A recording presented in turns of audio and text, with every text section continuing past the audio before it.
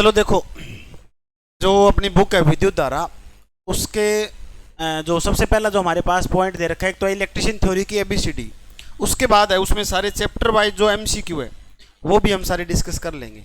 ठीक है ना।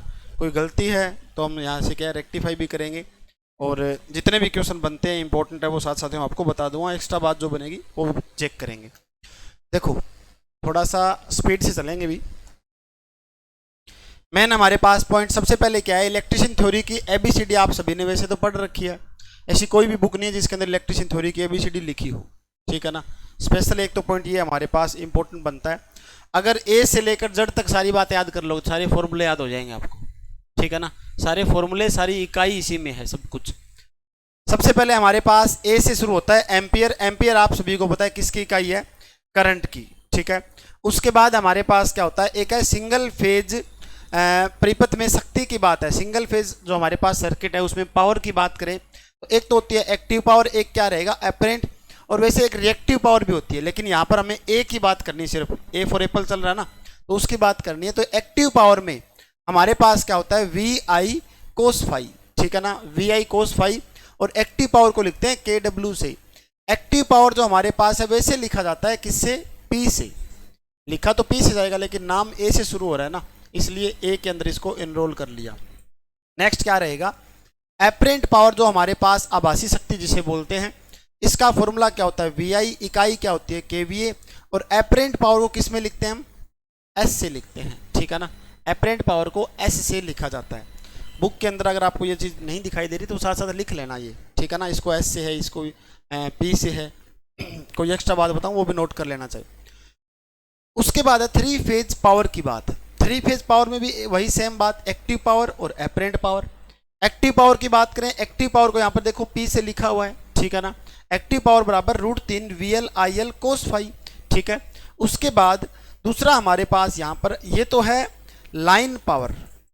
ठीक है, लाइन की पावर, और ये हमारे पास क्या रहेगी, ये हमारे पास है फेज की पावर। ठीक है ना। एक है लाइन की पावर, एक हमारे पास है फेज की पावर। अब यहाँ पर फेज की पावर में क्या है, P बराबर 3 लगेगा, सीधा रूट नहीं लगेगा यहाँ पर। ठीक है ना। लाइन में यहाँ पर रूट आता है, और यहाँ पर हमारे पास क्या है सिर्फ 3 आएगा, और VPH phase power, IPH phase current, और कोस फाई ये हमारे पास एक्टिव पावर का फॉर्मूला हो गया 3 फेज का। इसकी इकाई लिखें तो इकाई KW। ठीक है ना, इकाई आपको पता है KW। एपरेंट पावर जो है वो KVA में लिखते हैं एपरेंट पावर को। एपरेंट पावर को S से लिखा जाता है।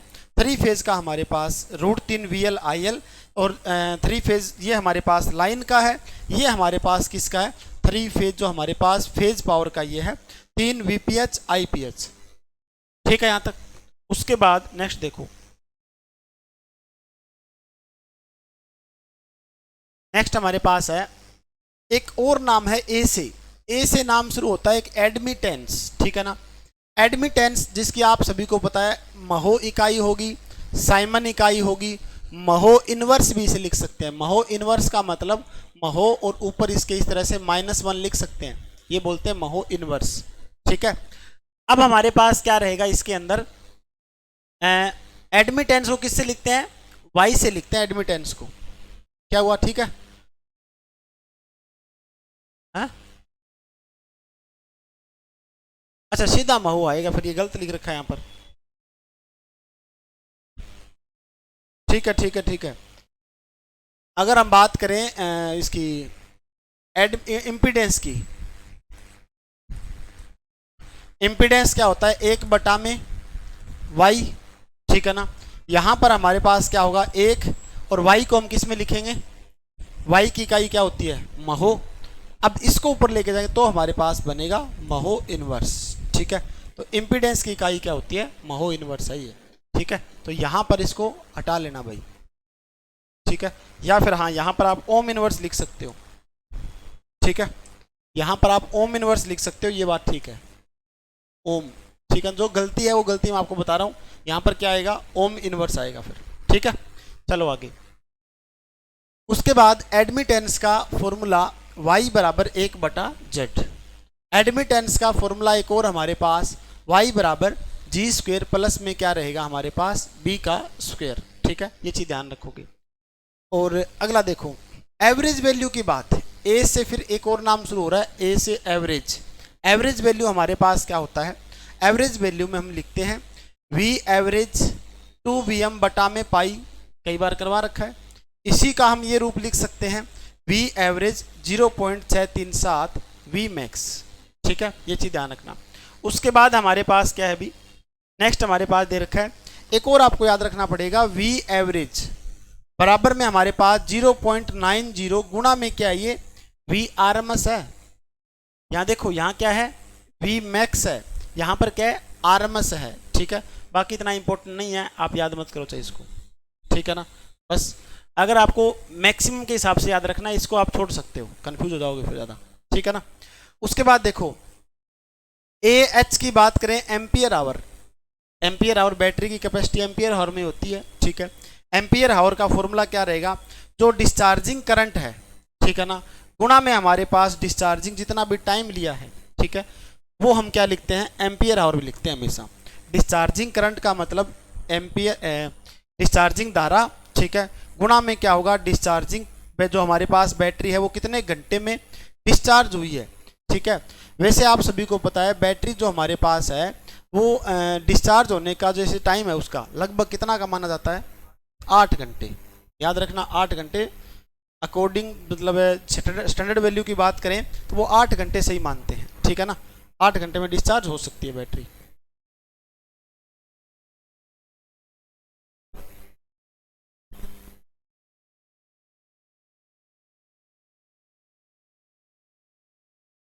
हाँ, 8 घंटे। जो कोई भी बैटरी का अगर हमारे पास आपको बोल दे कोई डिस्चार्जिंग घंटे की बात, कितनी होती है बैटरी में? हाँ जी, बिल्कुल।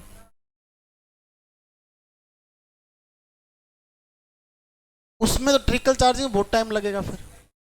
50, हाँ बिल्कुल, टाइम ज़्यादा लगता है उसमें, बिल्कुल, ये भी होता है। हाँ, 8 घंटे नहीं, इसको स्टैंडर्ड वैल्यू मान रखिए 8 घंटे, बिल्कुल, तभी मैं आपको बता रहा हूँ। हाँ, बैटरी की डिस्चार्जिंग जो कैपेसिटी हमारे पास है वो 8 घंटे फिक्स मानते हैं इसमें। बिल्कुल सही बात है। हाँ, बैटरी के अंदर हमारे पास क्या था? एक तो सबसे पहले, एक तो मेन होता है बूस्ट चार्जिंग होता है, एक फ्रेश चार्जिंग मैंने बताया था आपको। ठीक है ना, एक हमारे पास क्या होता है? ट्रिकल चार्जिंग भी होता है। ठीक है, और बूस्ट चार्जिंग भी रहेगा। ठीक है, एक इनिशियल चार्ज मैंने बता दिया, स्टार्टिंग के दौरान चार्ज करें। फ्रेश चार्जिंग बिल्कुल बैटरी नहीं है उसको चार्ज करते हैं, फ्रेश चार्ज रहेगा। ट्रिकल चार्जिंग आप सभी को पता है, कम करंट पे लंबे समय के लिए चार्ज करें, वो ट्रिकल चार्जिंग है। बूस्ट चार्जिंग में क्या रहेगा हमारे पास? कम समय में ज़्यादा चार्ज करना, वो बूस्ट चार्जिंग हो गया। इस तरह से बैटरी की टर्म है, बिल्कुल ध्यान रखनी पड़ेगी। मेन आपको ध्यान रखना है डिस्चार्जिंग में हमारे पास डिस्चार्जिंग घंटा गुणा में क्या रहेगा? डिस्चार्जिंग जो करंट है वो हमारे पास क्या होता है? बैटरी की क्षमता होती है। ठीक है, लगभग एक बात होती है। वैसे फ्रेश चार्जिंग स्टार्टिंग की चार्ज मानते हैं, और फ्रेश चार्जिंग बिल्कुल नई जो हमारे पास बैटरी उसको चार्ज करने के लिए इनिशियल। इनिशियली वैसे शुरुआती चार्जिंग होती है। इनिशियल का मतलब शुरुआत में चार्ज करना। हाँ हाँ, बिल्कुल, 30 से भाग देंगे।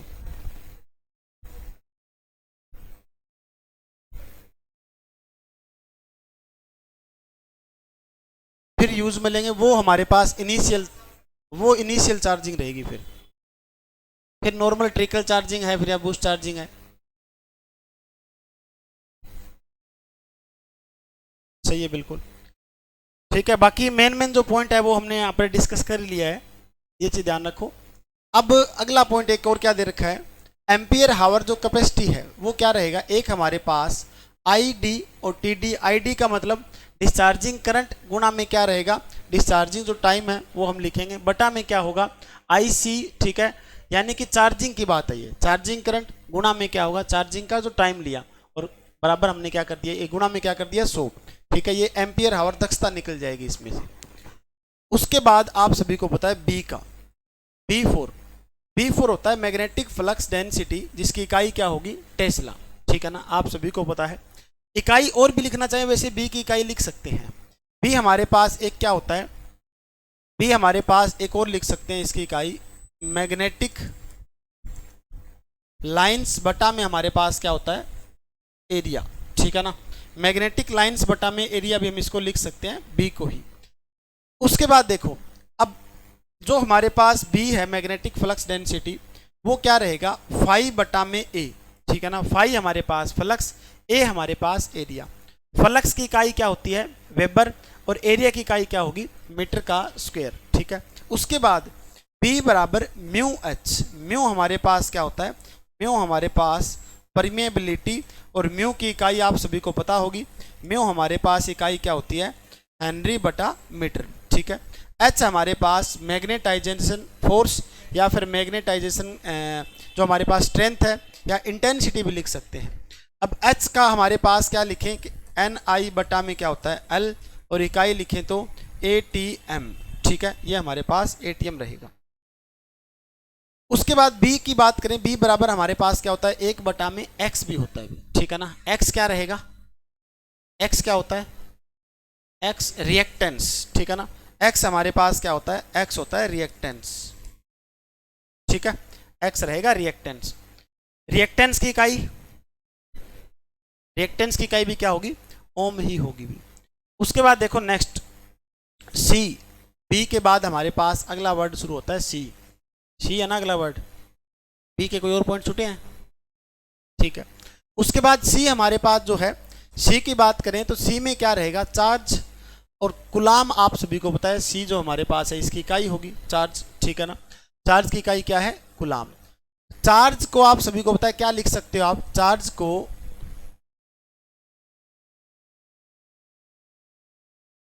क्वांटिटी ऑफ इलेक्ट्रिसिटी, इलेक्ट्रिसिटी, ठीक है ना। इसे हम बोल सकते हैं विद्युत की मात्रा, ठीक है। विद्युत की मात्रा का आपको बोल दे तो वो चार्ज ही होता है, विद्युत की मात्रा, ठीक है ना। विद्युत की मात्रा क्या रहेगा, चार्ज, और चार्ज की इकाई क्या है हमारे पास, कुलाम, ठीक है।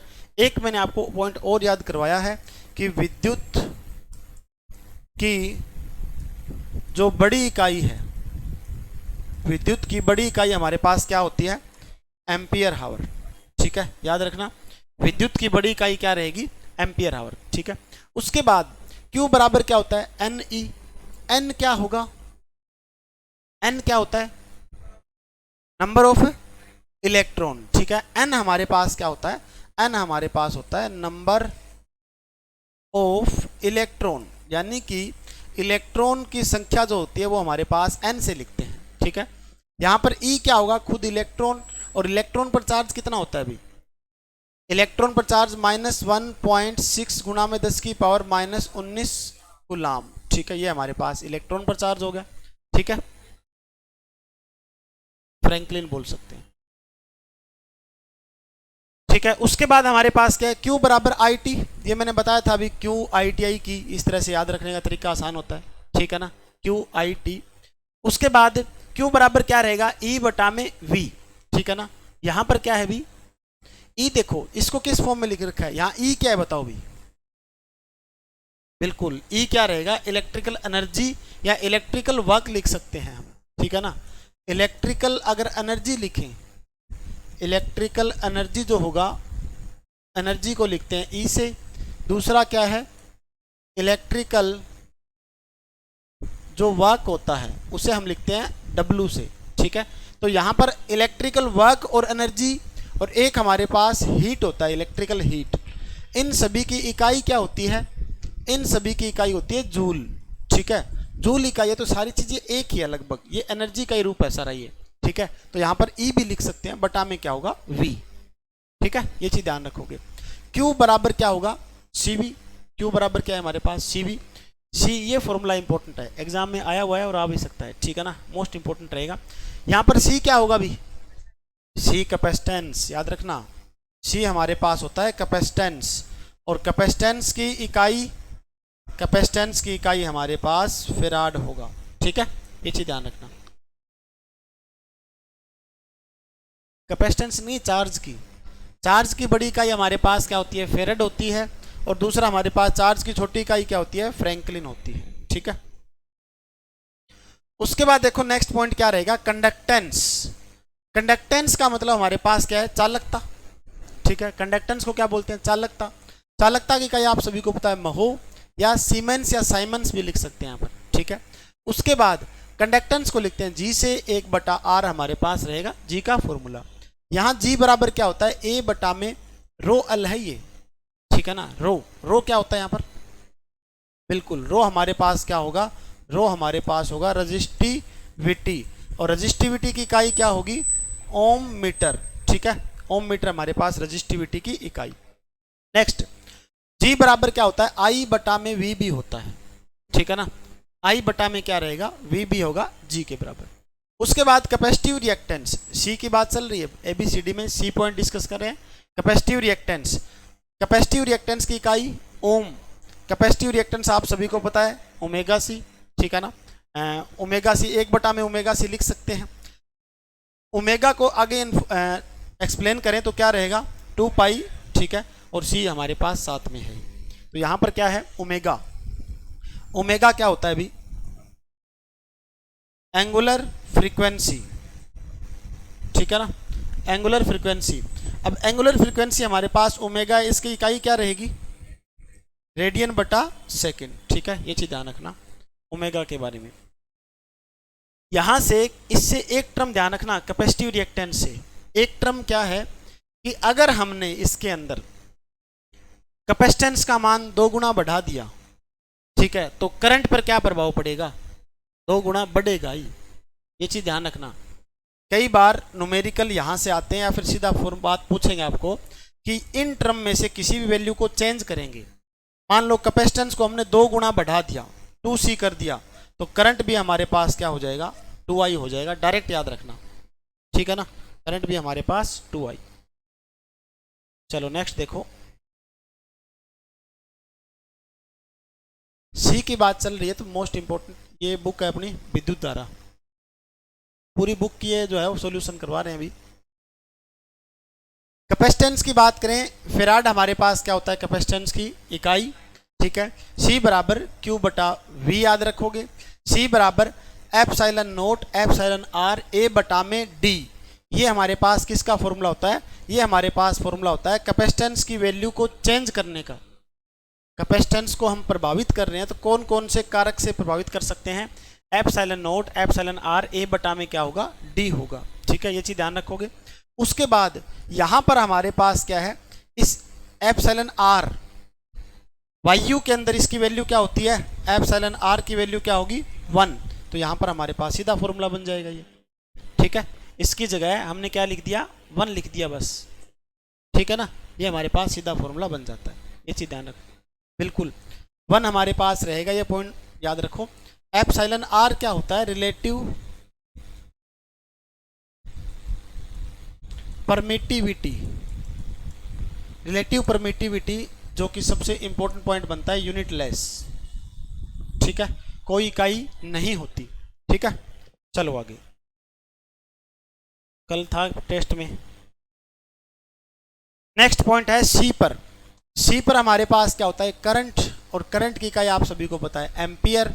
करंट को लिखते हैं आई से क्यू बटा टी, आई बराबर वी बटा आर, आई बराबर वी गुना जी, आई बराबर एन ई बटा में टी, आई बराबर पी बटा आर का रूट, ठीक है, और आई बराबर सी डी वी बटा में डी टी। ये सारे फॉर्मूले याद रखने। इस फॉर्मूले में मेन बात क्या रहेगी? इस फॉर्मूले में हमारे पास कैपेसिटर में जो करंट होता है, ठीक है, कैपेसिटर में जो हमारे पास धारा होगी, जो करंट होगा, उसका फॉर्मूला हमारे पास क्या होता है? सी डी वी बटा में डी टी, ठीक है। यहाँ पर सी क्या है?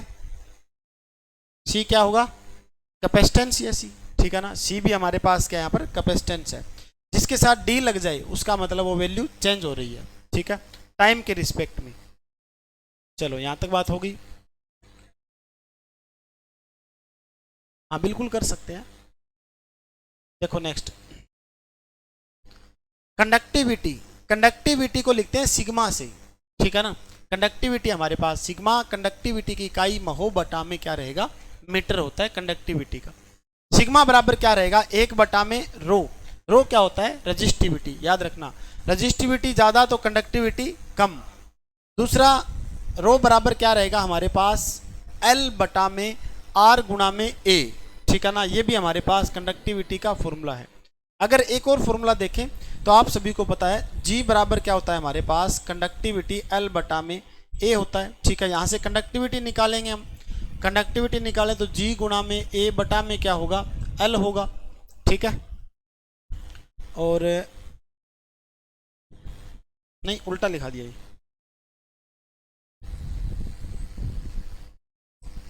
यहां पर क्या होगा हमारे पास A बटा में L होगा ये। ठीक है, अब देखो अगर कंडक्टिविटी हमें निकालना है तो G ये L जाएगा इस साइड में, ठीक है, बटा में हमारे पास क्या आ जाएगा A।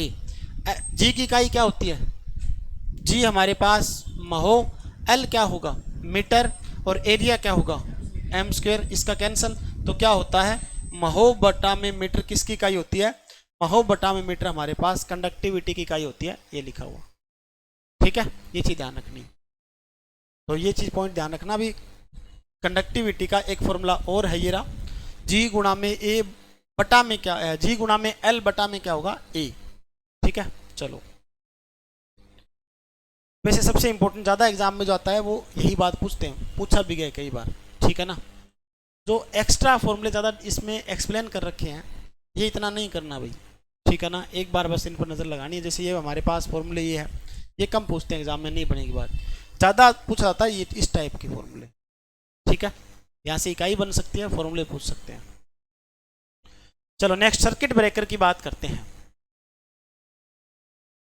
सर्किट ब्रेकर की जो हमारे पास ब्रेकिंग करंट है, ठीक है ना, सर्किट ब्रेकर का ब्रेकिंग करंट हमारे पास क्या रहेगा, ब्रेकिंग करंट जो रहेगा MVA बटा में क्या होगा √3। ठीक है, और VL का मतलब ये हमारे पास लाइन वोल्टेज है ये। ठीक है ना, ये चीज ध्यान रखना। और ये मैंने आपको बता दिया था यहाँ पर, कल बताया था मेकिंग करंट की बात, 2.55 गुना में क्या रहेगा ब्रेकिंग करंट। ठीक है, ये पॉइंट याद रखना है, बाकी चांस कम है इसके। नेक्स्ट देखो डी से, डी हमारे पास क्या रहेगा अभी, डी हमारे पास होता है डेंसिटी, और डेंसिटी आप सभी को पता है मास बटा में वॉल्यूम, किलोग्राम बटा में क्या होगा मीटर का सेंटीमीटर का क्यूब। ठीक है ना, ये हमारे पास क्या होगा वॉल्यूम जो होता है सेंटीमीटर का क्यूब। उसके बाद इलेक्ट्रिकल फ्लक्स डेंसिटी, यहाँ भी डी की बात कर रहे हैं हम, तो डी हमारे पास क्या होगा फाई बटा में ए।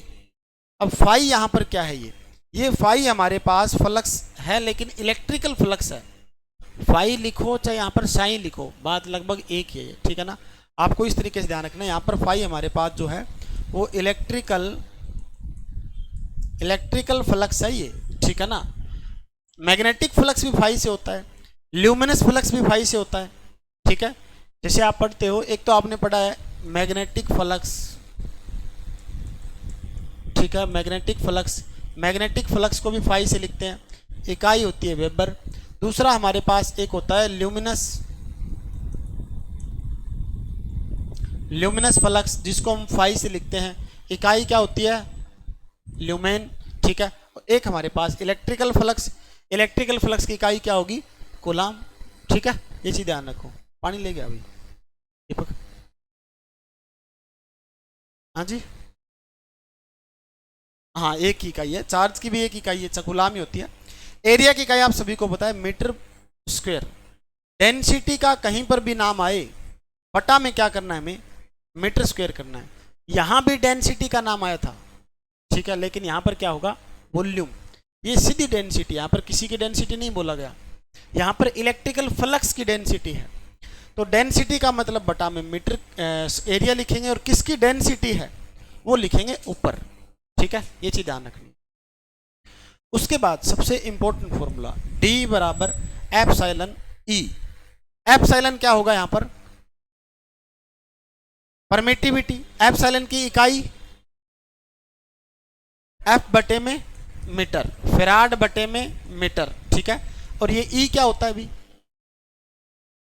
इलेक्ट्रिकल वर्क नहीं, यहां पर इंटेंसिटी है, ये इलेक्ट्रिकल इंटेंसिटी की इकाई भी। चलो आगे पूरा इसके बारे में डिस्कस करवा देंगे, कोई बात नहीं। डेल्टा कनेक्शन में डी की बात है तो डेल्टा कनेक्शन डिस्कस करना जरूरी है भाई, डेल्टा कनेक्शन से क्वेश्चन बनता है।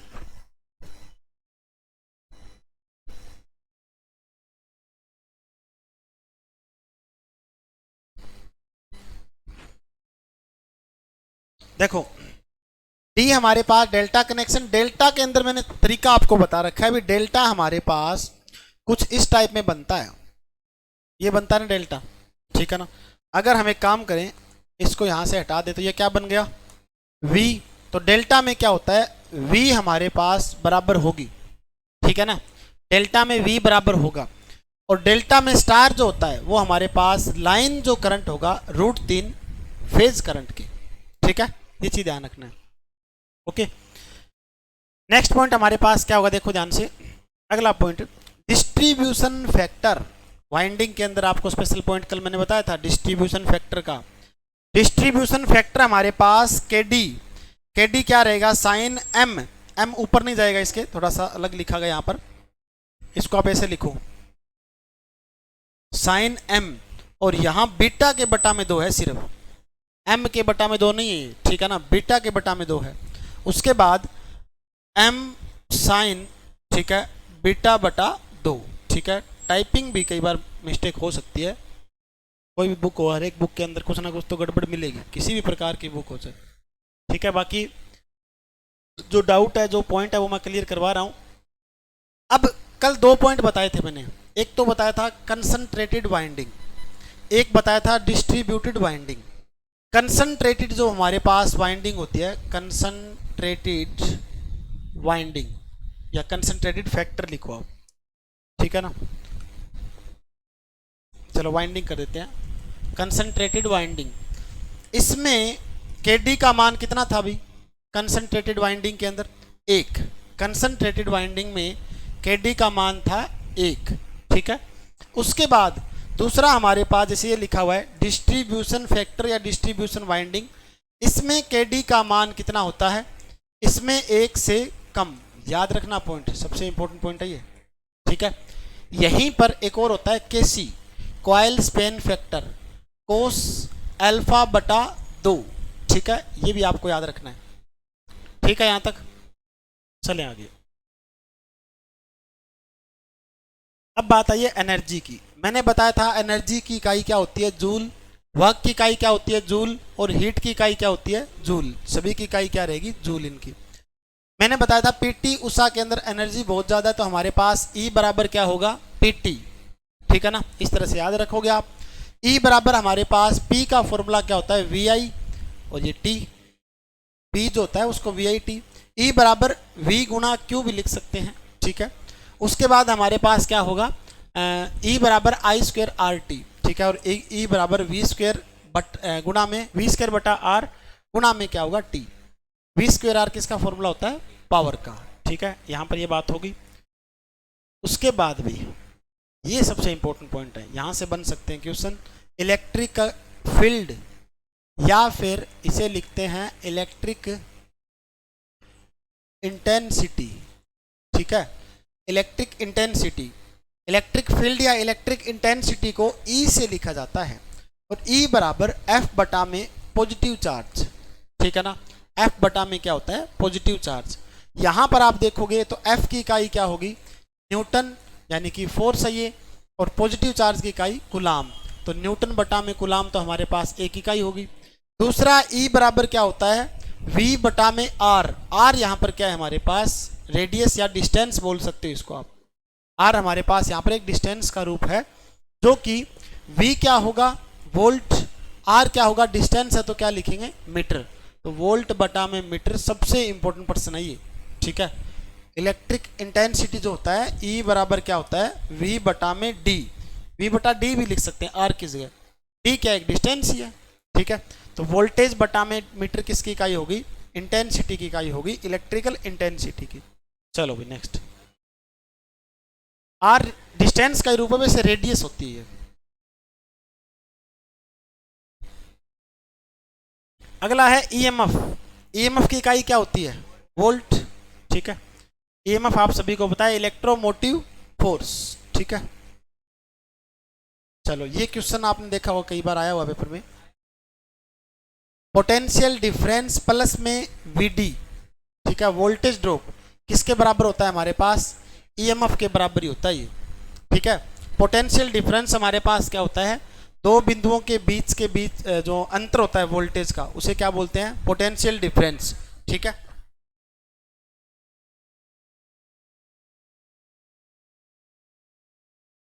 वीडी क्या होगा, वोल्टेज ड्रॉप, ठीक है ना, वीडी हमारे पास है वोल्टेज ड्रॉप। उसके बाद देखिए नेक्स्ट पॉइंट, नेक्स्ट है इंड्यूस्ड ईएमएफ। ईएमएफ की बात चल रही है अभी तक, ठीक है ना, ई का पॉइंट है, ई अल्फाबेट में चल रहा है नाम। तो गतिज प्रेरित ईएमएफ, यानी कि इसको हम क्या लिख सकते हैं, डायनेमिक इंड्यूस्ड ईएमएफ, ठीक है ना, dynamic induced EMF. Dynamic induced EMF हमारे पास है, क्या रहेगा, BLV साइन थीटा, ठीक है। वोल्ट हमारे पास इकाई रहेगी। यहाँ पर B क्या है, मैग्नेटिक फ्लक्स डेंसिटी। V क्या होगा यहाँ पर, V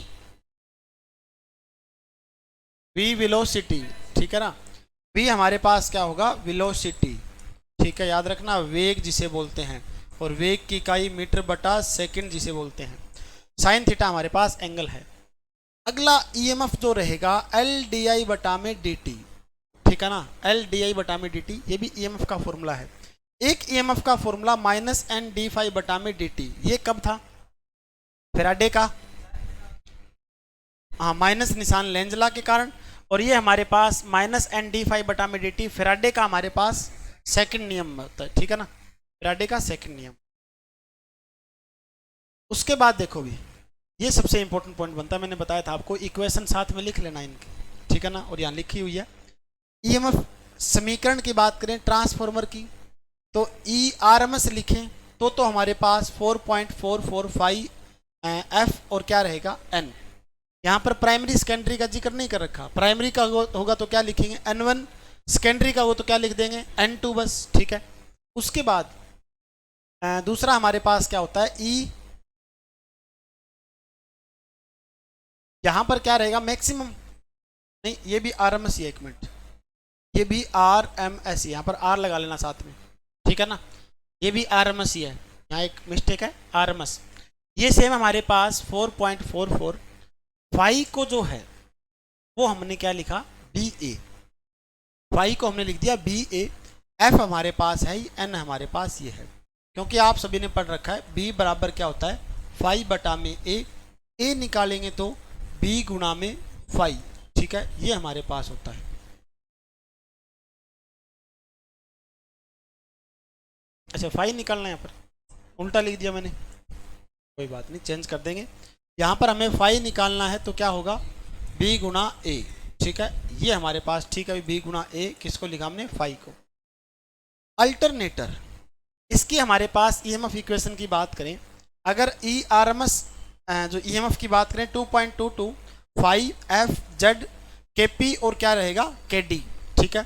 अगला हमारे पास क्या है इसके अंदर, ये तो है RMS 2.2 के हिसाब से लिखें तो, ठीक है ना, ज़्यादातर ये नहीं पूछता कोई भी, मेन हमारे पास 4 पॉइंट वाला, ठीक है ना, 4.44, ये क्या रहेगा ERMS, ठीक है, RM कर लेना यहाँ पर, RMS 4.44 फाई और FT हमारे पास टोरक, ठीक है ना, टोरक पर फेज, और KP और KD, KP हमारे पास क्या है पिच फैक्टर हो गया, और KD हमारे पास क्या हो गया डिस्ट्रीब्यूशन फैक्टर, ठीक है।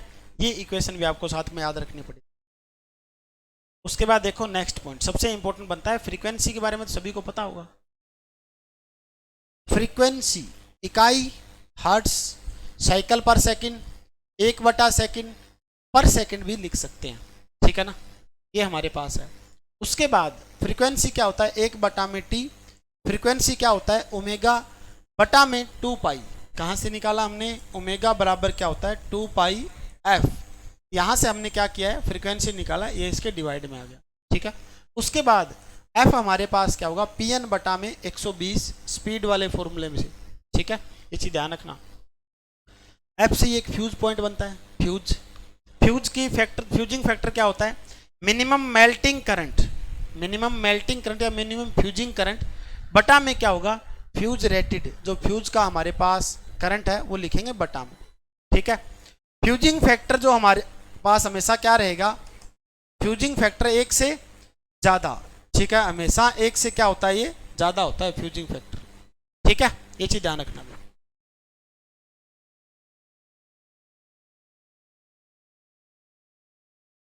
चलो नेक्स्ट पॉइंट देखो,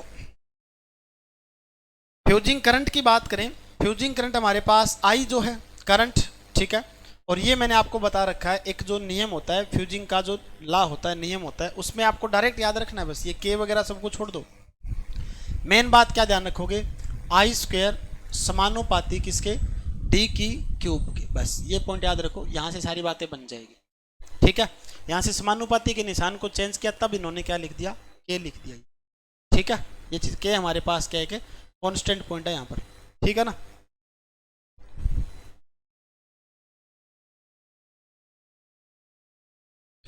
चलो नेक्स्ट,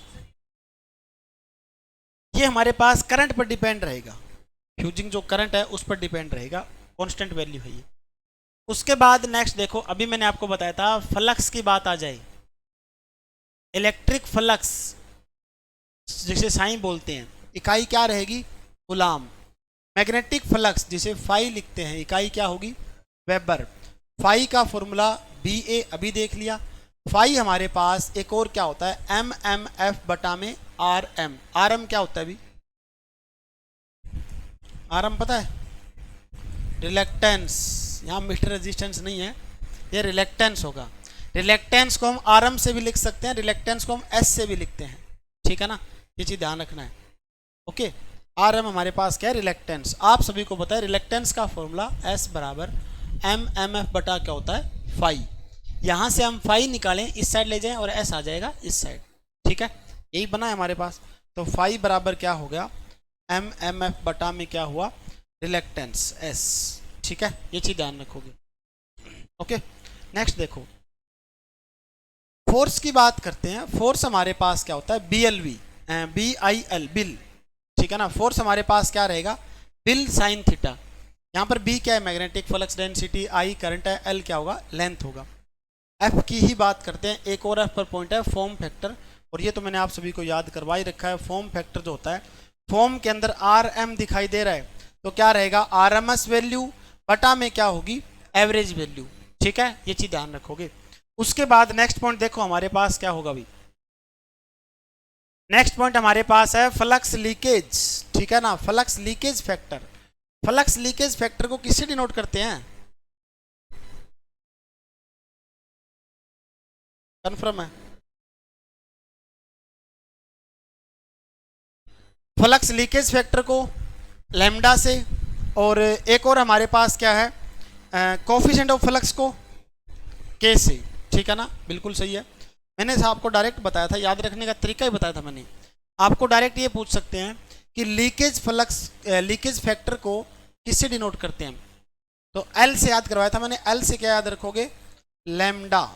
ठीक है ना, ये आपको याद रखना है, एल से लैम्डा। ओके, और लैम्डा हमारे पास कुछ इस तरह से लिखा जाता है। ठीक है ना, ये चीज ध्यान रखिए। कुल फ्लक्स बटा में क्या होगा, उपयोगी फ्लक्स। ठीक है, अब लैम्डा का जो मान है वो क्या रहेगा, एक से ज्यादा। याद रखना, लैम्डा का मान हमेशा एक से ज्यादा।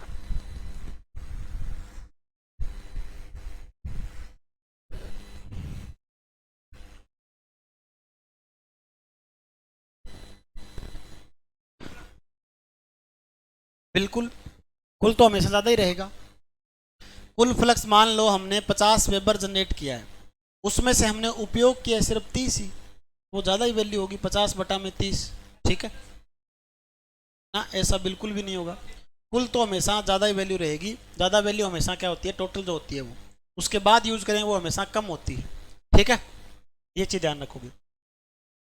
नेक्स्ट पॉइंट है जी सी बी।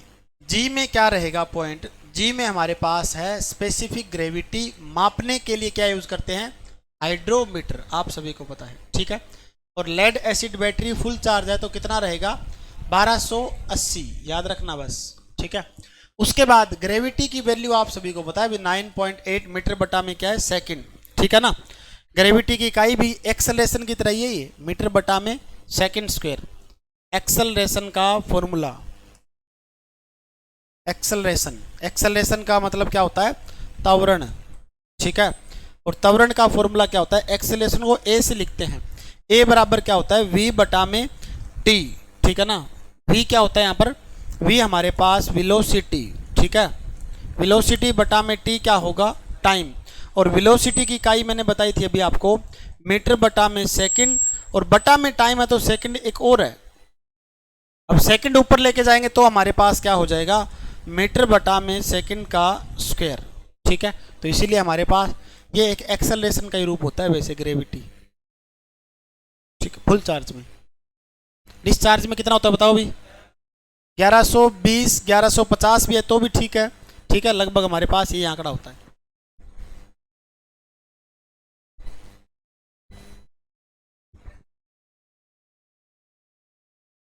बिल्कुल, ज़्यादा हमें डिस्चार्ज नहीं करनी है बैटरी को, ज़्यादा हमें चार्ज भी नहीं करना है। ज़्यादा डिस्चार्ज करेंगे, ज़्यादा चार्ज करेंगे, कौन सा दोष हो जाएगा, बकलिंग।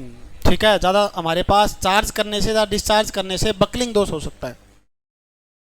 उसके बाद एच, एच क्या होता है अभी, हीट, आई स्क्वायर आर टी, जूल हमारे पास इकाई, हीट की इकाई।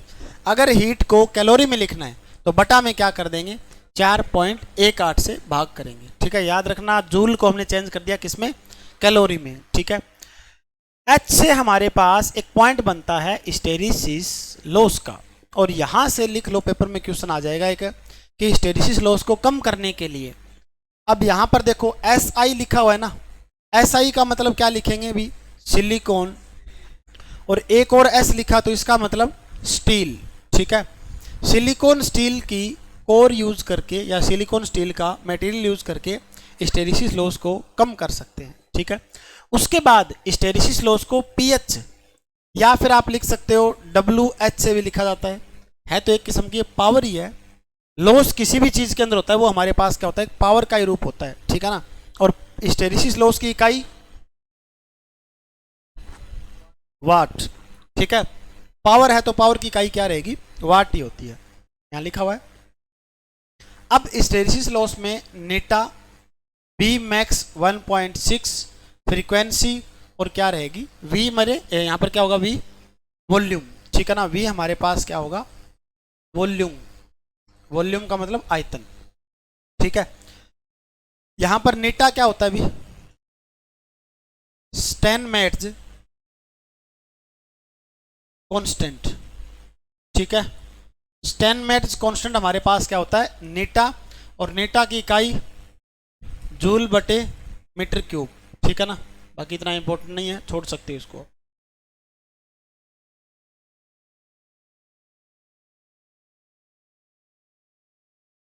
नेक्स्ट पॉइंट हमारे पास है एल आई से आई। ठीक है, आई फॉर क्या रहेगा, देखो भी आई फॉर सबसे पहला हमारे पास है, आई से शुरू होता है इंडक्टिव रिएक्टेंस, जिसकी इकाई क्या होगी, ओम। इंडक्टिव रिएक्टेंस को XL से लिखते हैं, ओमेगा एल हमारे पास ये रहेगा, और XL बराबर 2 पाई एफ। ओमेगा की वैल्यू क्या हो गई, 2 पाई एफ, और एल हमारे पास साथ में ही है। ठीक है, ये तो हमने कई बार डिस्कस कर लिया, याद हो जाएगा। एक बार दो बार मैं बता रहा हूँ, उसके बाद एक बार दो बार आप खुद करोगे तो याद हो जाएगा, ऐसी बात नहीं है। ठीक है,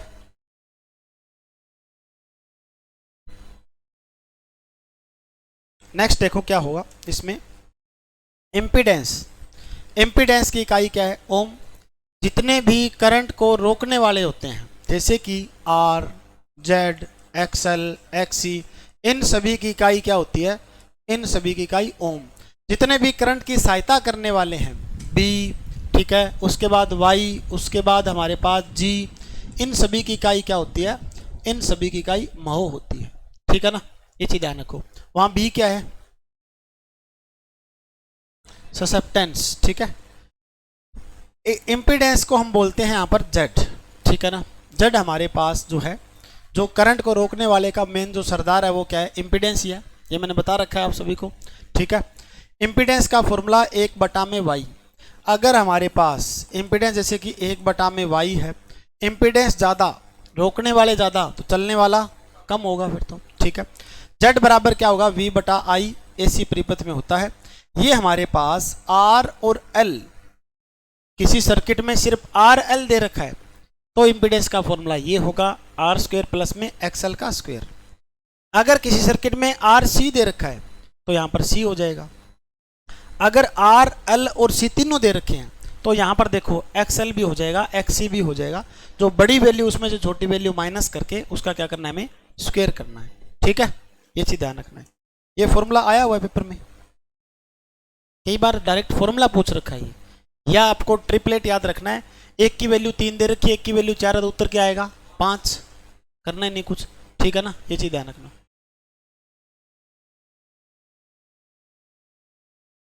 बड़ी वैल्यू में से छोटी वैल्यू माइनस करनी है, ठीक है।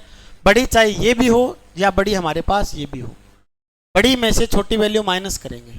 ओके, समझ गए बात। अगर मान लो हमारे पास यहां पर है XL का मान है 30 और XC का मान हमारे पास है 40, तो क्या लिखेंगे 40 माइनस 30। यहां ध्यान दो, यहां देखो भी, यहां देखो, इसी पॉइंट पे बात चल रही है। XL हमारे पास क्या होगा 30 है, XC क्या होगा 40, तो 40 में से 30 माइनस करेंगे। अब ये फॉर्मूला हमारे पास क्या है, XC माइनस XL का स्क्वायर हो जाएगा। कई बार चांस ये भी बन सकता है कि दोनों बराबर हो, तो भी मान लो इसकी वैल्यू भी XL की वैल्यू 40 ओम है और XC की वैल्यू भी कितनी है 40 ओम है, तो फिर सिर्फ हमारे पास क्या होगा फिर Z बराबर R, और Z बराबर R कब होता है रेजोनेंस के अंदर, ठीक है, याद रखना पॉइंट ये। रेजोनेंस में Z बराबर R, रेजोनेंस में XL बराबर XC, ठीक है, ये चीज ध्यान रखना, ये रेजोनेंस की कंडीशन है, ये याद रखोगे। चले आगे, उसके बाद है आई पे हमारे पास एक और बनता है इंडक्टेंस, जिसे हम इकाई में क्या लिखेंगे हेनरी, और इंडक्टेंस को लिखा जाता है एल से, आई से नहीं लिखा जाएगा, आई से शुरू होता है लेकिन लिखेंगे एल से, ठीक है। एल बराबर क्या रहेगा एन का square mu naught mu R A बटा में एल, ठीक है। एन यहां पर क्या है number of turns, mu naught क्या है अब्सोल्यूट परमिबिलिटी, ठीक है। म्यू नोट की इकाई क्या रहेगी हेनरी बटा मीटर, इसकी इकाई क्या रहेगी यूनिटलेस, ठीक है। ये है क्या, ये हमारे पास रिलेटिव परमिबिलिटी, ए एरिया हो गया और एल हमारे पास लेंथ है, ठीक है। उसके बाद इंडक्टर का हमारे पास एक फॉर्मूला बनता है एल बराबर ई बटा में डी आई बटा में डी टी। ये कहाँ से मिला है फॉर्मूला हमारे पास, ई बराबर डी आई बटा में डी टी से निकाला है हमने। ये फॉर्मूला हमने पहले देखा था कि किसी भी इंडक्टर के अंदर वोल्टेज जो होती है वो हमारे पास एल डी आई बटा में D T.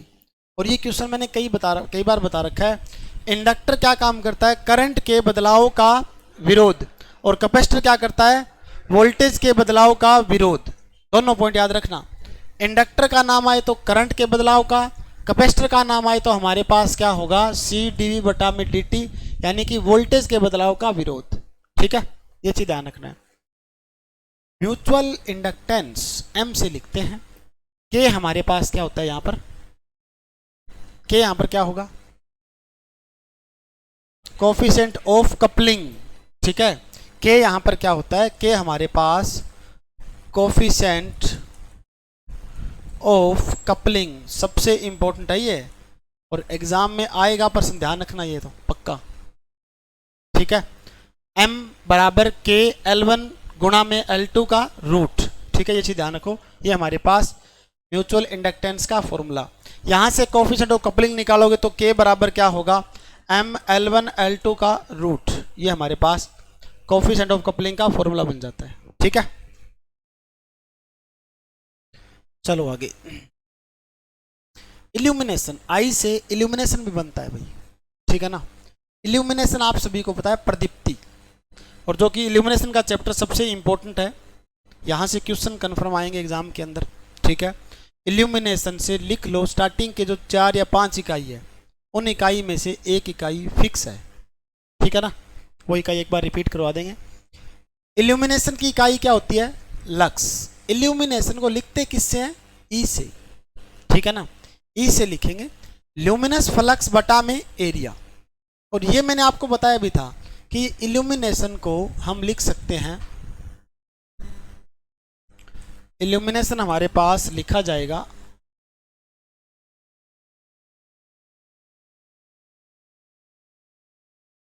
Luminous flux density, ठीक है। इल्यूमिनेशन को हम ये भी लिख सकते हैं, इल्यूमिनेशन को ल्यूमिनस फ्लक्स डेंसिटी भी लिखा जाता है। कैसे? मैंने बताया था डेंसिटी का कहीं पर भी जिक्र आए तो बटा में क्या लगा देंगे? एरिया। ठीक है, बटा में एरिया लगा दिया। उसके बाद हमारे पास किसका है ये एरिया? ल्यूमिनस फ्लक्स का है, तो ऊपर आ जाएगा ल्यूमिनस फ्लक्स। ठीक है, अब हमारे पास ल्यूमिनस फ्लक्स की इकाई क्या होती है? भी ल्यूमेन बटा में एरिया की इकाई क्या होती है? मीटर का स्क्वायर। तो ल्यूमेन बटा में मीटर स्क्वायर इल्यूमिनेशन की इकाई बनती है। ठीक है, याद रखना। उसके बाद एक और हमारे पास E बराबर आई बटा में डी का square cos theta, Lambert cosine नियम पढ़ रखा होगा आपने। ठीक है, E बराबर आई बटा में डी का स्क्वायर सीधा हमारे पास हो तो क्या रहेगा? Inverse square. इनवर्स स्क्वायर नाम क्यों रखा गया पता है आपको? यहां पर हम इसको ये लिख सकते हैं E बराबर या E समानुपाती डी का इनवर्स, ये लिख सकते हैं हम, इसीलिए बोलते हैं इसको इनवर्स स्क्वायर लॉ। ठीक है, यहां पर इस निशान को चेंज करें, E बराबर लिखें तो हमारे पास क्या आएगा? I और D का इनवर्स। इनवर्स का मतलब बटा में। ठीक है ना, और इनवर्स को हम क्या लिख सकते हैं? अब इनवर्स हमारे पास अब चला जाएगा ये बटा में। ठीक है, D का स्क्वायर, ये नियम ऐसे बनता है ये। ठीक है ना, तो इनवर्स स्क्वायर लॉ। ठीक है, अभी इनवर्स जो हमारे पास है उसका हमने क्या कर लिया? स्क्वायर कर दिया। स्क्वायर दे रखा है ये रहा स्क्वायर। ठीक है, ये चीज ध्यान रखना। तो ये हमारे पास है इनवर्स स्क्वायर लॉ। उसके बाद शुरू होता है आई से और बचे हुए नाम तो इंटेंसिटी ऑफ मैग्नेटाइजेशन, आई या जे से। आई या जे से लिखेंगे तो आई का मतलब हमारे पास इंटेंसिटी ऑफ मैग्नेटाइजेशन, या फिर जे को भी हमारे पास इंटेंसिटी ऑफ मैग्नेटाइजेशन ही बोलते हैं। मैग्नेटिक पोल बटा में क्या होगा? एरिया। ठीक है ना, मैग्नेटिक पोल की इकाई पता है? मैग्नेटिक पोल की इकाई वेबर। ठीक है, मैग्नेटिक पोल की इकाई हमारे पास क्या होती है? वेबर। और एरिया की इकाई क्या होती है? Metre square. तो वेबर बटा में मीटर स्क्वायर किसकी इकाई थी? डेंसिटी की, मैग्नेटिक फ्लक्स डेंसिटी की। ठीक है, इसी ध्यान रखना, बाकी इतना गहराई से नहीं पूछेंगे कोई भी। चलो नेक्स्ट देखो। नेक्स्ट हमारे पास है intensity of magnetic field strength. ठीक है, intensity of magnetic field strength को मैंने बताया था किससे लिखेंगे? H से, या फिर H को मैग्नेटाइजेशन फोर्स, मैग्नेटाइजेशन स्ट्रेंथ। ठीक है, ये लिख सकते हैं। और फॉर्मूला हमारे पास H बराबर NI बटा में L। N क्या होता है? नंबर ऑफ टर्न, I क्या होगा? करंट, L हमारे पास लेंथ। तो ATM, 80 बटा में क्या लिखेंगे? M। ये हमारे पास किसकी इकाई है? मैग्नेटिक फील्ड स्ट्रेंथ की इकाई है ये। ठीक है, ये चीज ध्यान रखना। उसके बाद H बराबर क्या होगा? MMF बटे में क्या लिख सकते हैं? L भी लिख सकते हैं, क्योंकि आप सभी को पता है MMF बराबर क्या होता है हमारे पास? NI होता है ये। ठीक है ना, MMF क्या होता है? NI। ठीक है, ये चीज ध्यान रखना। उसके बाद नेक्स्ट देखो भाई, नेक्स्ट हमारे पास J क्या होगा? हीट एनर्जी वर्क की इकाई हमारे पास क्या होती है? जूल। ठीक है ना, J से वैसे जूल बनता है, J को हमने यहां पर जूल लिख दिया। आपको बोल दे जूल जो हमारे पास है हीट की, एनर्जी की, वर्क की, इन सभी की इकाई जूल होती है। तो पहला पॉइंट तो J का क्लियर। दूसरा पॉइंट, करंट डेंसिटी को हम किससे लिखते हैं? J से ही लिखते हैं। ठीक है ना, करंट डेंसिटी J से, फिर नाम आ गया डेंसिटी। डेंसिटी नाम आया तो बटा में एरिया। किसकी डेंसिटी है ये? करंट की, तो करंट ऊपर लिख दो बस। ठीक है, तो करंट बटा में एरिया, एम्पियर बटा में मीटर स्क्वायर। ठीक है, J बराबर क्या होता है? Sigma E। ठीक है, सिग्मा हमारे पास क्या रहेगा? कंडक्टिविटी, E हमारे पास इंटेंसिटी। ठीक है, ये चीज ध्यान रखोगे। उसके बाद K बताया था मैंने अभी आपको, कोफिशिएंट ऑफ कपलिंग K। ठीक है, कोफिशिएंट ऑफ कपलिंग K से लिखते हैं, M बटा में है, ये ध्यान रखना, M बटा में L1 और L2 का जो हमारे पास रूट कर देंगे। एक और हमारे पास K होता है जिसे हम क्या बोलते हैं? Transformation ratio. पढ़ा होगा ट्रांसफॉर्मेशन रेशो, V2 बटा में V1 बराबर N2 बटा में N1 बराबर और E2 बटा में E1 बराबर I1 बटा में I2। ठीक है, ठीक है। ये हमारे पास क्या होता है, ट्रांसफॉर्मेशन रेशो। ट्रांसफॉर्मेशन रेशो में K अगर हमारे पास ज़्यादा हो 1 से तो क्या होगा, स्टेप अप। अगर K हमारे पास कम हो 1 से तो स्टेप डाउन। अगर K बराबर हो 1 से तो आइसोलेशन हमारे पास ट्रांसफॉर्मर बनता है ये। ठीक है ना, ये आइसोलेशन, ये स्टेप हमारे पास डाउन, ये स्टेप अप। ठीक है। एल से हमारे पास ल्यूमिनस इंटेंसिटी, ज्योति तीव्रता। ठीक है ना, ल्यूमिनस इंटेंसिटी आप सभी को पता है। जो 7 हमारे पास फंडामेंटल इकाई होती है, ठीक है ना, 7 फंडामेंटल इकाई है। उन 7 फंडामेंटल इकाई में से एक हमारे पास क्या होती है, ल्यूमिनस फ्लक्स जो होता है, ल्यूमिनस इंटेंसिटी है, ये भी एक फंडामेंटल इकाई है। 7 फंडामेंटल इकाई पता होगा, लेंथ होती है, ठीक है, उसके बाद मास होगा, करंट होगा, टाइम होगा, ठीक है, और टेम्परेचर होता है। ठीक है, एक हमारे पास इंटेंसिटी होगी, ल्यूमिनस इंटेंसिटी, एक हमारे पास मोल हो गया। ठीक है ना, ये सारी चीज़ ध्यान रखना। ओके, टेम्परेचर की इकाई क्या होती है, केल्विन।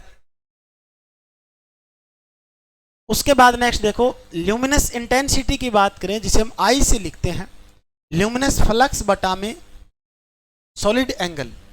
ठीक है ना, ल्यूमिनस फ्लक्स बटा में सॉलिड एंगल। लिखा तो वैसे ये जाएगा, ल्यूमिनस फ्लक्स बटा में लिख सकते हैं सॉलिड एंगल। ठीक है, ये लिखे तो। अब आपको पता है ल्यूमिनस फ्लक्स जो है इसकी इकाई क्या होती है, ल्यूमिनस फ्लक्स की इकाई ल्यूमेन, और सॉलिड एंगल की इकाई स्टेरेडियन। ठीक है, स्टेरेडियन। अब क्या रहेगा हमारे पास, ये तो हो गया इसका ड्राइव्ड यूनिट होती है, ये जो हमने ड्राइव की है यूनिट। एसआई यूनिट कौन सी होगी, कैंडला। जो हमारे पास स्टैंडर्ड इसकी इकाई है वो क्या रहेगी, कैंडला, और ल्यूमिनस इंटेंसिटी कैंडला। ठीक है, उसके बाद नेक्स्ट देखो भी,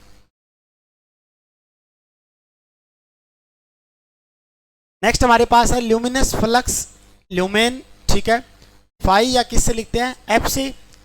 फॉर्मूला क्या होगा, कैंडल पावर गुणा में सीपी गुणा में 4 पाई। सीपी का मतलब कैंडल पावर, और 4 पाई क्या होगा, सॉलिड एंगल। अभी हमने डिस्कस किया है, सॉलिड एंगल की वैल्यू अगर हमारे पास पूरा स्फेयर है, पूरा गोला है, तो कितनी वैल्यू होगी, 4 पाई। अगर अर्ध गोला हो तो हमारे पास 2 पाई। ठीक है, ये चीज़ ध्यान रखोगे। ये हमारे पास सॉलिड एंगल, ये CP candle power, luminous flux, इसकी इकाई याद रखना भी, ल्यूमेन सबसे इंपॉर्टेंट है। ठीक है, ल्यूमेन। एम देखो, एम पर, एम क्या होता है, एम एम एफ, और एम एम एफ की फुल फॉर्म आप सभी को पता होगी, मैग्नेटो मोटिव फोर्स। ठीक है, magneto motive force, M M F, N I. ठीक है, उसके बाद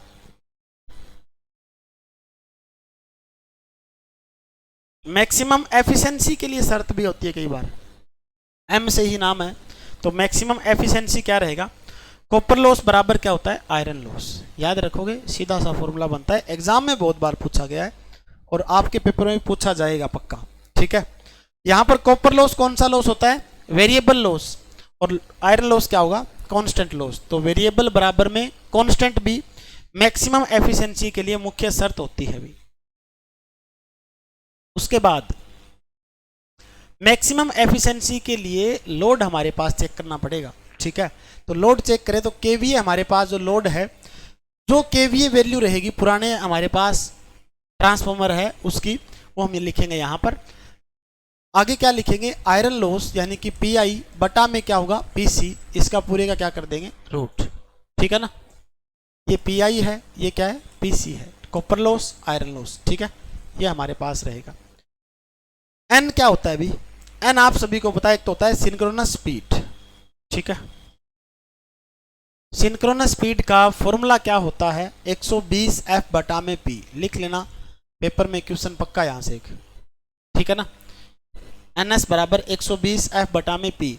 रोटर की स्पीड की बात करें, रोटर स्पीड हमारे पास एन एस बराबर N S 1 minus S. S क्या है यहाँ पर, एस हमारे पास यहाँ पर है स्लिप। ठीक है, ये चीज ध्यान रखोगे। एक होता है हमारे पास टेपर टेस्ट, स्टेपर टेस्ट, ठीक है। स्टेपर टेस्ट के लिए आपको याद करना है मोटर की स्पीड में हमारे पास किस तरह से चेक की जाएगी।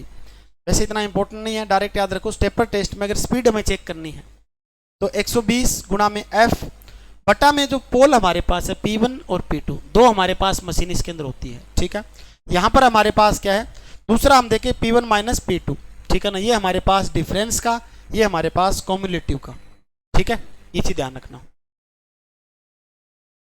उसके बाद नेक्स्ट देखो भी ओ से आप सभी को पता है ओम का नियम, जो कि कल मैंने पूरा बताया था, V समानुपाती I, ठीक है। ओ से हमारे पास ऑयल सर्किट ब्रेकर भी बनता है। ऑयल सर्किट ब्रेकर के अंदर आर्क को एक्सटिंग्यूश करने के लिए, एक्सटिंग्यूश मतलब बुझाना, एक्सटिंग्यूश से ही बनता है एक्सटिंग्यूशर। जो फायर एक्सटिंग्यूशर यूज करते हो, फायर एक्सटिंग्यूशर का काम क्या होता है, आग को बुझाना। तो एक्सटिंग्यूश का मतलब क्या होगा, आग को बुझाना, यानी कि आर्क को, चिंगारी को बुझाने के लिए हम क्या यूज करते हैं, ऑयल सर्किट ब्रेकर में ऑयल यूज करते हैं। और भी है, ACB है, एयर सर्किट ब्रेकर। एक होता है सबसे इंपॉर्टेंट SF6, इसकी फुल फॉर्म ही काफी है, sulphur hexa fluoride, sulphur hexa fluoride, याद रखना, ठीक है। उसके बाद P हमारे पास क्या होगा, पावर, और पावर की इकाई क्या होती है, वाट, ठीक है। और पावर सबसे इंपॉर्टेंट पॉइंट है, एक क्वेश्चन पावर से कन्फर्म है, ठीक है। पेपर के अंदर एक क्वेश्चन पावर से पक्का आएगा।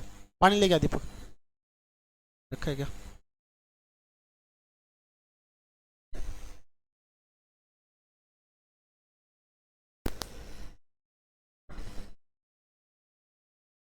रिपीट हो रहा है सारा, ठीक है।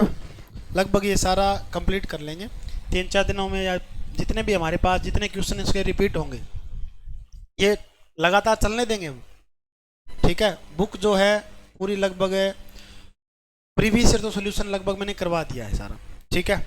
और एक बात और ध्यान रखनी है, यूट्यूब पर जो मैंने काफ़ी वीडियो डाल रखी है, बहुत सी वीडियो डाल रखी है यूट्यूब पर। स्पेशल एक जो सीरीज जैसे है, एक CET नाम से है, CET टेक्निकल के नाम से, उसमें बहुत वीडियो है, ठीक है। वो भी आप स्पीड बढ़ा के देखो, वहाँ से क्वेश्चन बहुत हो जाएंगे। बाकी टेस्ट भी है वो तो अपलोड कर दिए। अब जो ऐप पर टेस्ट है ना, ऐप पर कम से कम शायद 23 टेस्ट अपलोड हो गए हैं। 23 टेस्ट का मतलब 2300 पर्सन। एक दो क्वेश्चन देखो गलत बिल्कुल होते हैं, गलत तो कोई भी एग्जाम हो, मेन एग्जाम जो आपका रहेगा उसमें भी रिवाइज रिजल्ट आ जाएगा, इतना बड़ी बात होती है, देख लो। रिवाइज रिजल्ट है, पिछली बार बताऊं, एलम में एक बच्चे का सिलेक्शन हो गया, मेरे गांव से ही है वो, तो उसका सिलेक्शन हो गया, पहले लिस्ट के अंदर नाम आ गया। उसमें लिस्ट में नाम आया, वो लाइब्रेरी में पढ़ता था चौपटा, उसने लाइब्रेरी में मिठाई बांट दी बेचारे ने भी। खुशी की बात है, मिठाई तो बांटेगा वो, सभी बच्चों को मिठाई खिलवा दी उसने, बढ़िया तरह से सारे ने एंजॉय किया। उसके बाद जिक्र आया भी रिजल्ट होगा रिवाइज, ठीक है। रिवाइज होने के बाद उसका नाम हो गया वेटिंग में।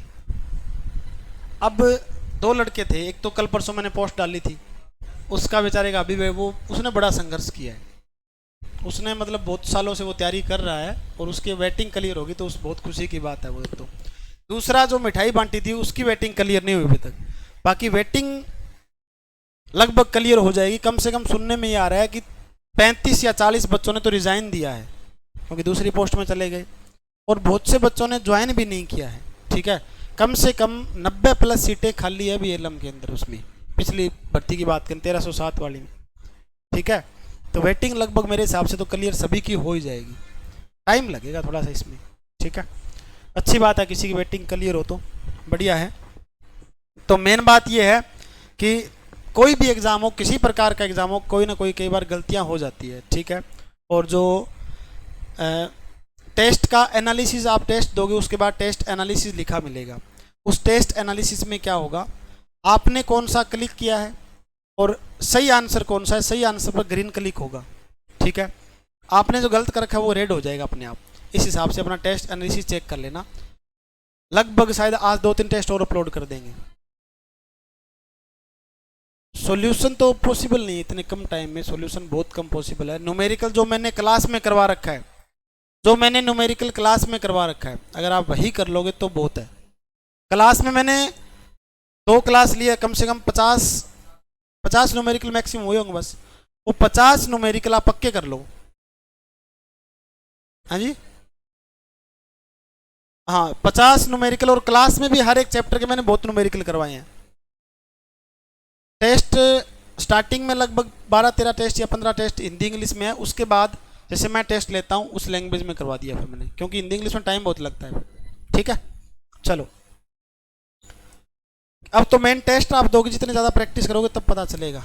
ठीक है, और मेरी प्लानिंग एक और है, अब 3-4 दिनों के अंदर एक निमी पैटर्न, जो आपने निमी बुक पढ़ रखी है, निमी पैटर्न और हरियाणा के जो प्रीवियस ईयर क्वेश्चन है, मैं मेरी तरफ से कोई क्वेश्चन नहीं डालूंगा उसमें, सिर्फ वो जो क्वेश्चन है निमी के और हरियाणा के प्रीवियस ईयर, उन्हीं में से क्वेश्चन छाट के एक टेस्ट बनाएंगे बढ़िया सा एक और। ठीक है, ताकि पता चले आपने निमी कितनी की पढ़ रखी है। ठीक है ना, ये भी याद है कि नहीं आपको। पावर की बात करते हैं, पावर बराबर हमारे पास ये फॉर्मूले सभी को याद है, P बराबर V I, I square R, V square R, ये फॉर्मूला तो पक्का याद कर लेना, एग्जाम में यहाँ से क्वेश्चन बनेगा, न्यूमेरिकल आ सकता है छोटा मोटा। ठीक है,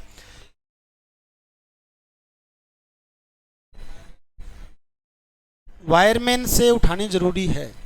वायर, मैं एक बात बताऊं, मेरी बात सुन लो अभी, अगर अभी तक वायरमैन से किसी ने कंट्रोलिंग वायरिंग, इंडस्ट्रियल वायरिंग और डोमेस्टिक वायरिंग नहीं पढ़ी है तो सारी चीज़ एक बार लेफ्ट करके वो वायरिंग पढ़ लो।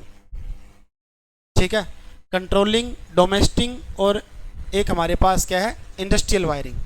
तीनों वायरिंग आप जितने भी क्वेश्चन 23-24 हर एक के क्वेश्चन है शायद, या 40 होंगे, 100 क्वेश्चन मैक्सिमम है, 100-120 हो सकते हैं।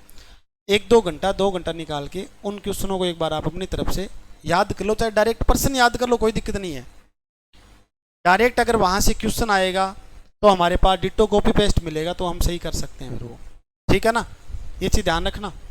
तो वो वायरिंग वाला चैप्टर जरूरी है, चाहे इल्यूमिनेशन छोड़ दो, उसमें EMI छोड़ दो, और सारे चैप्टर एक बार लेफ्ट कर सकते हो। वायरमैन जो ट्रेड है उसमें से वायरिंग वाला टॉपिक जरूर करना है। ठीक है, वायरिंग और टूल कर लो, बढ़िया। टूल और सेफ्टी का जो पार्ट है वो कर लो तो बेस्ट रहेगा, ताकि रिपीट हो जाएगा आपके लिए।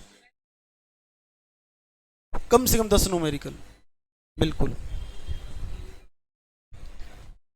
देखो कल एक ग्रुप में बात भी चल रही थी, सिलेबस चेंज हो गया, ये है वो है, कोई बोल रहा है 70%, कोई बोल रहा है 50%। मान लो 50 भी आ जाए तो क्या हम तैयारी छोड़ देंगे? ये तो मैं हमेशा से बोलता हूँ, तैयारी तो करनी पड़ेगी।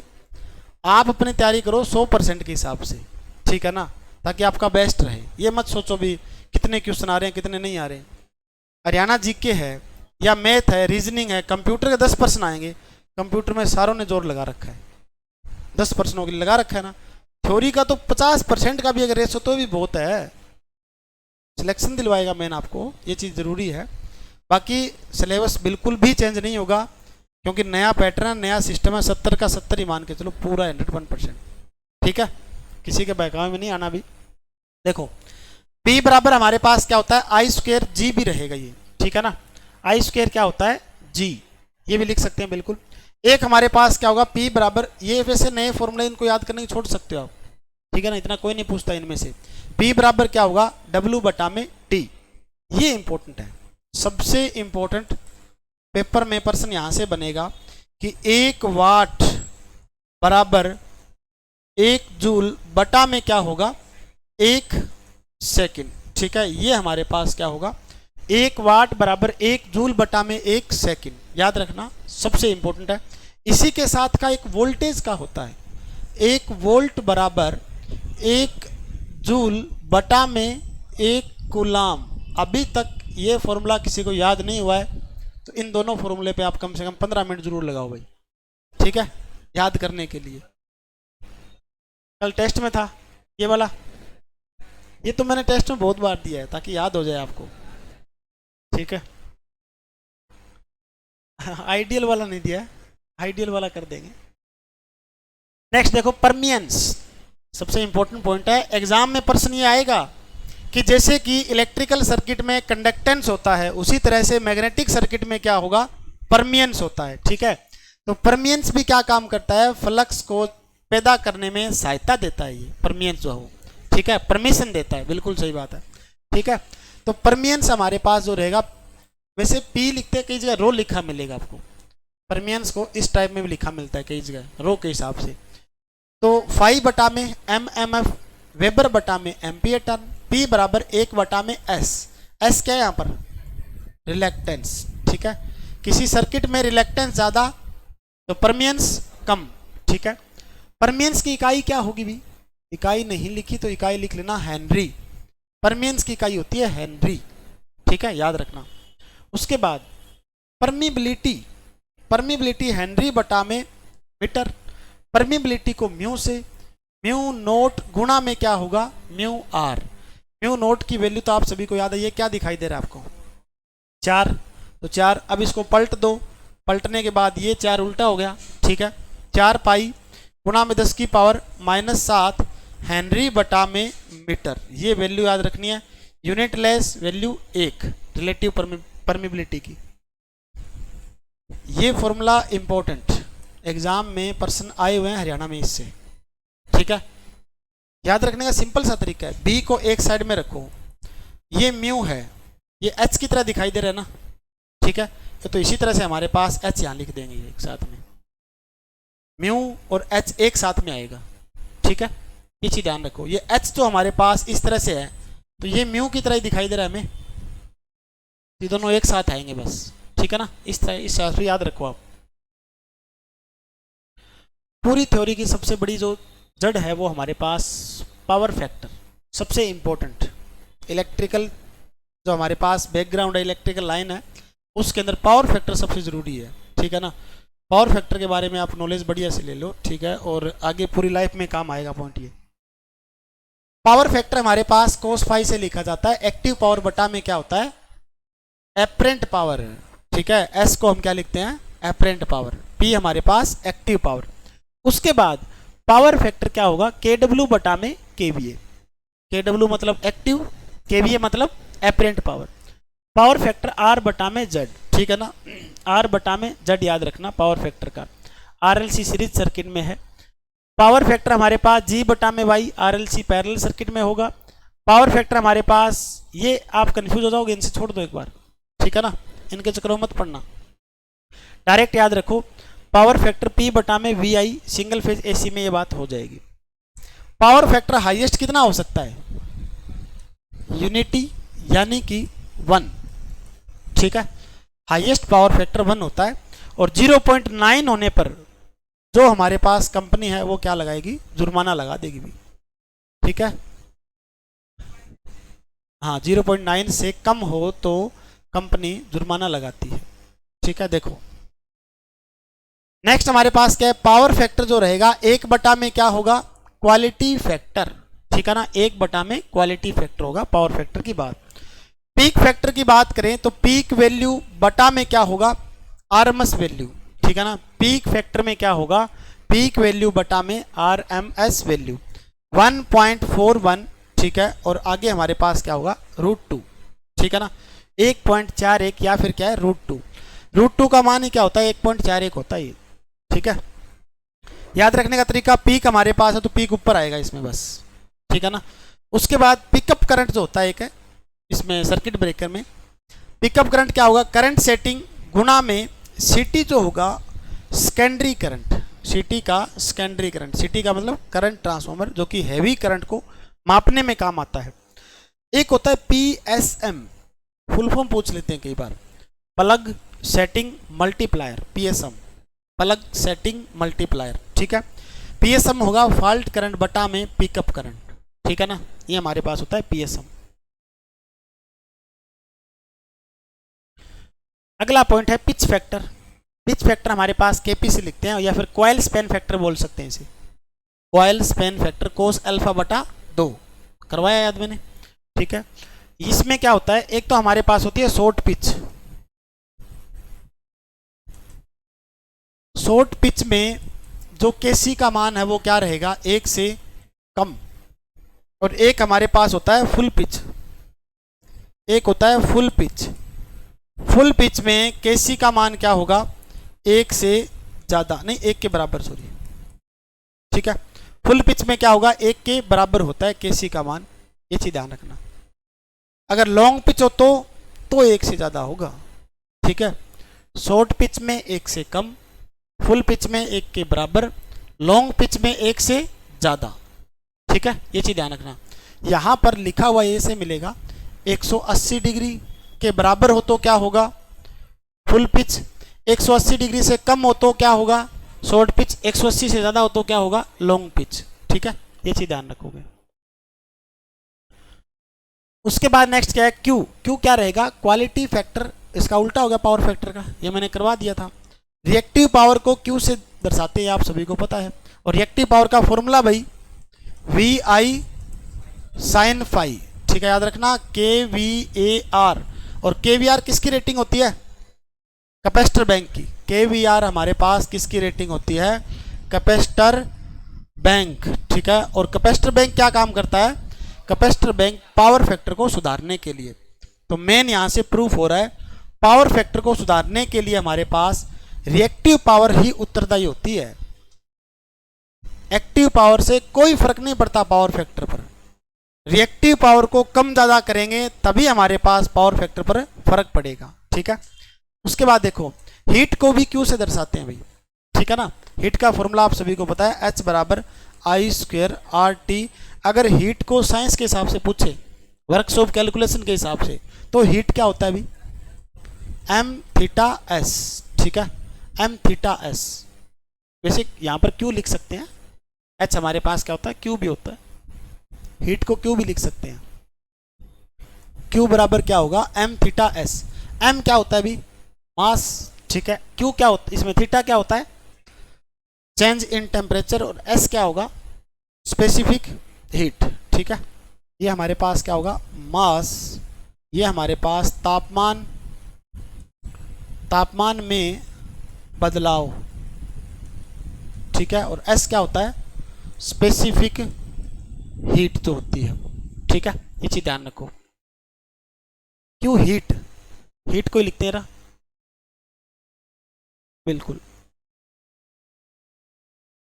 ठीक है, उसके बाद आर। आर क्या रहेगा रेजिस्टेंस। रेजिस्टेंस के बारे में तो याद कर ही लो पक्की बात। ठीक है ना, रेजिस्टेंस से तो कंफर्म क्वेश्चन है ही, एक हो दो हो तीन हो क्वेश्चन पक्के आएंगे रेजिस्टेंस से। रेजिस्टेंस सीरीज पैरेलल की बात। रेजिस्टेंस हमारे पास जो है वो आर बराबर रो एल बटा ए, रेजिस्टेंस का जो नियम होता है यहाँ से क्वेश्चन आ सकता है। ठीक है ना, रेजिस्टेंस में लगभग आप सभी को बात ध्यान रखनी किस में ज़्यादा होता है किस में कम होता है, एक बार सारी बात आप जरूर देखना। आर बराबर रो एल बटा ए, आर बराबर पी बटा आई स्क्वायर, आर बराबर वी स्क्वायर बटा पी, ये सारे फॉर्मूले बता रखे हैं वैसे मैंने। ठीक है, रिएक्टिव पावर अभी बता दिया के वी आर। ठीक है, वी आई साइन थीटा या साइन फाई लिख सकते हो। रजिस्टिविटी एग्जाम में आएगा, रजिस्टिविटी। रजिस्टिविटी को हम बोलते हैं एक तो स्पेसिफिक, स्पेसिफिक रेजिस्टेंस, ये लिखा मिले तो बात एक ही है। अगर सीधा रजिस्टिविटी लिखे मिले तो भी ठीक है, अगर स्पेसिफिक रजिस्टिविटी लिखा मिले तो भी कोई दिक्कत नहीं है, सारा रजिस्टिविटी है ये। रजिस्टिविटी को रो से लिखते हैं आर एल बटा में क्या रहेगा हमारा आर ए बटा में क्या रहेगा एल। ठीक है, रजिस्टिविटी हमारे पास ये भी थोड़ा सा आगे एक्सप्लेन कर रखा है, इतना जरूरी नहीं है। रजिस्टिविटी को एक बटा में कंडक्टिविटी भी लिखते हैं। ठीक है ना, इकाई याद रख लेना भाई, ओम एम पर खत्म हुआ है तो एम से ही शुरू कर देना। ठीक है ना, जो नाम एम पर खत्म होगा वो एम से ही शुरू होगा रजिस्टिविटी में। ठीक है, ये चीज ध्यान रखोगे क्योंकि कंफ्यूजन होता है यहां पर। एक तो होता है महो, एक होता है ओम। ठीक है, अब एक तो हमारे पास होता है महो जो है वो तो है आप सभी को पता है कंडक्टेंस की इकाई है, ओम है रेजिस्टेंस की इकाई। कंडक्टेंस से बनती है कंडक्टिविटी, तो कंडक्टिविटी में डाउट रहता है भी गुणा में एम लगाएं या बटा में एम लगाएं।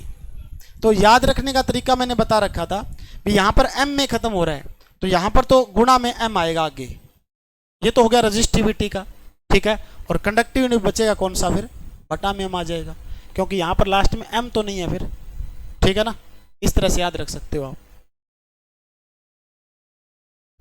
उसके बाद है रिलेक्टेंस। रिलेक्टेंस आप सभी को पता है, रिलेक्टेंस जो होता है वो फ्लक्स को रोकने का काम करता है।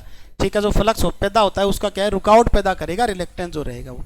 ठीक है, अब क्या है आर एम। रिलेक्टेंस हमारे पास एम एम एफ बटे में फाई एम्पियर टर्न बटा में वेबर, और आर एम की जगह आप एस भी लिख सकते हो, कोई दिक्कत नहीं है, रिलेक्टेंस या एस भी हमारे पास। ठीक है ना, आर एम हो, आर एम का मतलब ऐसे पता है क्या होता है, आर एम हमारे पास है मैग्नेटिक रेजिस्टेंस है ये। ठीक है, मैग्नेटिक सर्किट में रेजिस्टेंस आरएम लिखते हैं। रेजिस्टेंस का काम क्या है? रोकना ही काम है, तो इसे हम आर एम में लिख दिया। बाकी एस से लिखो तो भी ठीक है, रिलेक्टेंस, ठीक है। तो एल बटा में mu A. Relative permeability unitless, सभी को याद रखना है। रिलेटिव परमिबिलिटी हमारे पास म्यू बटा में क्या होगा? म्यू नोट या आर होगा, ठीक है ना। म्यू बटा में म्यू नोट। एक म्यू आर क्या होता है? 1 प्लस में एक्स। ये बता सकते हो एक्स क्या होता है? यहाँ पर एक्स है, या फिर हमारे पास जैसे छाई बोलते हैं, इसे क्या? छाई, छाई। सस्केप्टिबिलिटी, हाँ नहीं ये अलग है। सस्केप्टिबिलिटी, सस्केप्टिबिलिटी, ठीक है, ये हमारे पास होता है सस्केप्टिबिलिटी, याद रखना।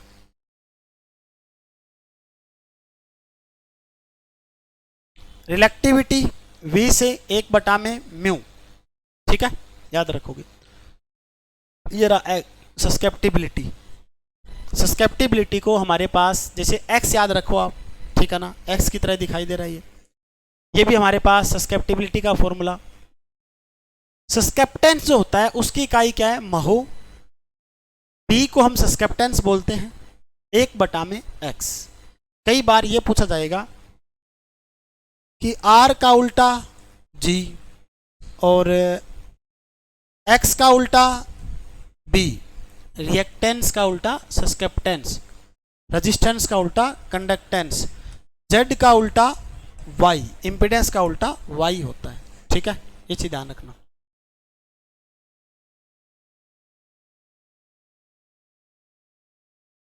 नेक्स्ट पॉइंट है s पर ही शुरू होता है स्लिप, और स्लिप से तो क्वेश्चन आएंगे भी।